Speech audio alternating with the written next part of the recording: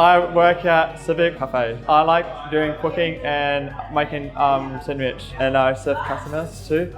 Marty is one of our supported employees, and I know Marty for nearly 2 years now, and I've been working with him since day one. He's very good at making coffee.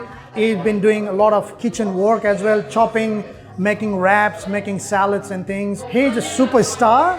Raj is a good boss. He makes me laugh when I'm down. I like working at Civic. Everyone knows me and everyone's treat me like good. Supported employees are people with special abilities. They might be stressed. They have a lot of things on their mind. Sometimes they feel that they can't work. They come here like, oh, I may not be able to do the daily work here when they start in the morning. But throughout the day, end of the day, when they go with the biggest smile because we teach them the skill which makes them independent, like coffee making, serving customer, handling cash, a lot of kitchen work as well. So all life skill, everyday skills, they are learning here. I was so happy that I got a job.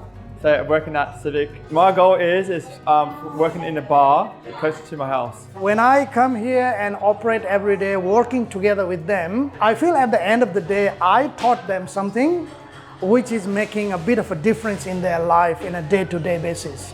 So that makes me keep going.